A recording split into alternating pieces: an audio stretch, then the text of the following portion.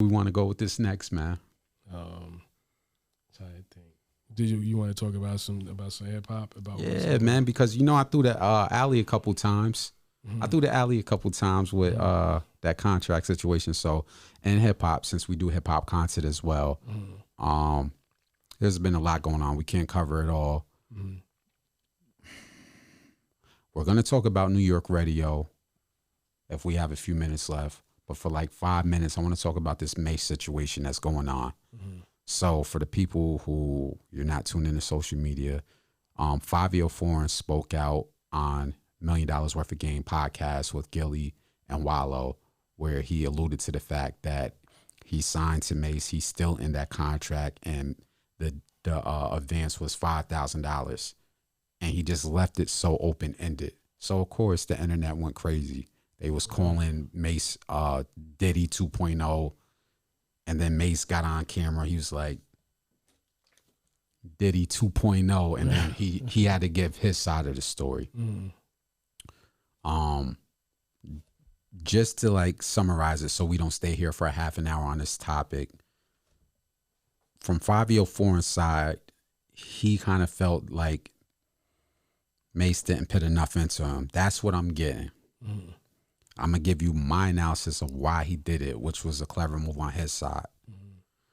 From Mase, when he cleared it up, he put some things out there. He said, yes, he's telling the truth. I initially gave them $5,000. But then later, when I brought him back to the record label, I helped him negotiate a deal where he got $750,000. See, that's the part he left out. But I know why he did it. Then Mase went into the whole...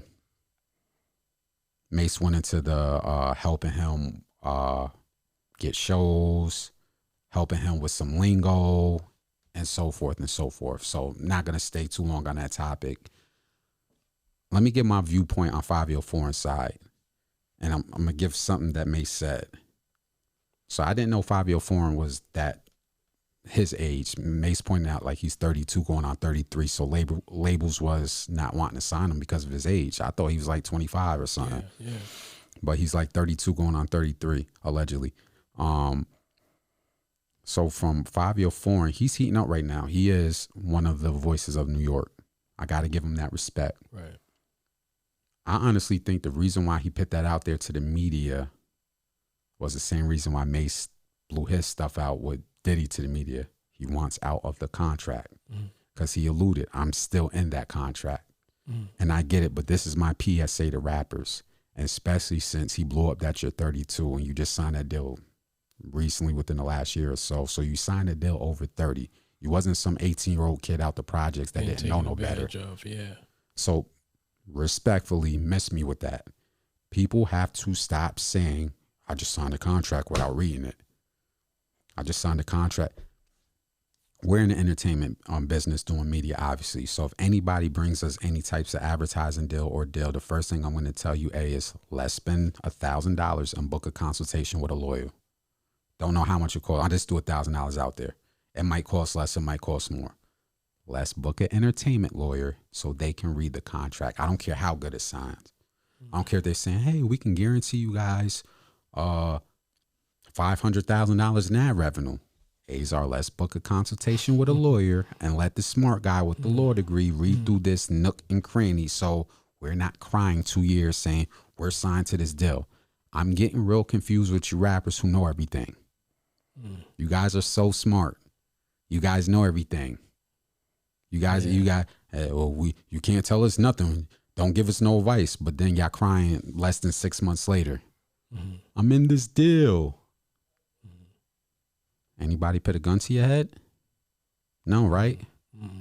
My PSA to you rappers is respectfully, learn the music industry. Now, there are some cases where some young guns who's 16, 17 get taken advantage of.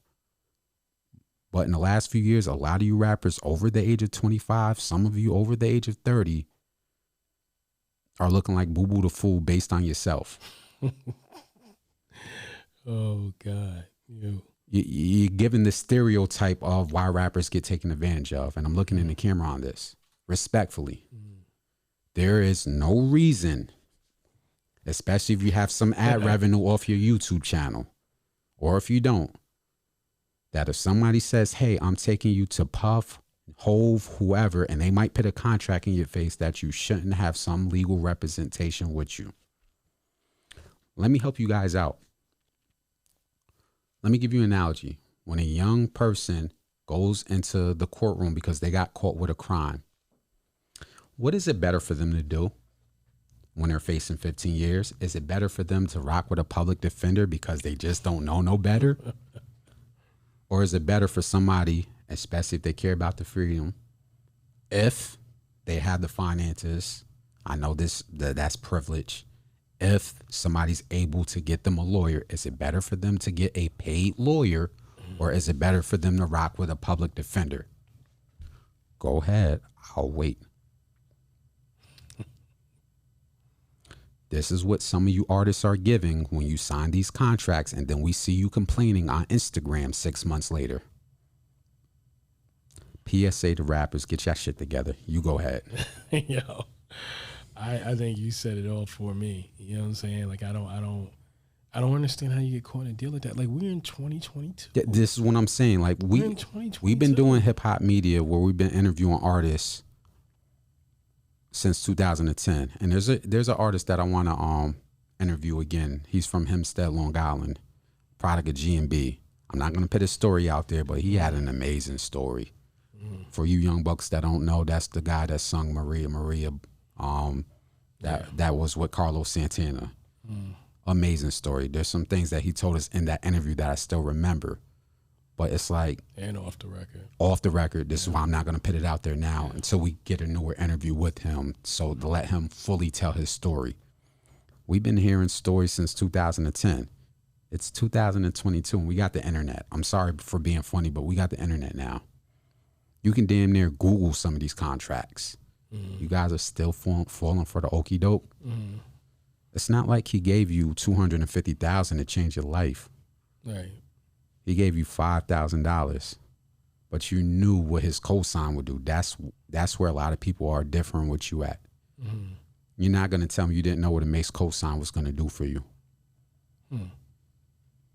But yeah, there's I don't want to ramble too much on, but you want to give your opinion on this? I just, the only thing is you guys know better, and stop. And why?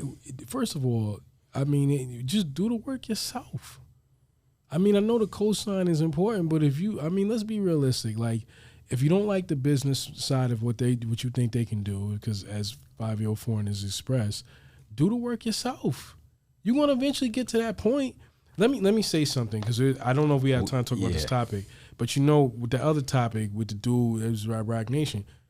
I heard I was more glued to you when you was just doing your thing independently and had your mixtapes, and I was watching for videos, and when you was at MMG, even before you got there, I was watching you. I didn't really care where he was going. From jail, when he had the messed up braids. Right. So my whole thing is, why do you keep signing to these bum ass dudes? Stop. No, I can't do that. Not these bum dudes. Not bum dudes, but I'm sorry. Respectfully, these weird deals that y'all complaining about. Stop signing these weird deals. There's no reason for you to sign them. There's none. And let me say this on the flip side of it, because I'm not excusing these older veterans that know better. Y'all and especially people that were taking publishing. Stop being black capitalists, but that's a whole nother topic.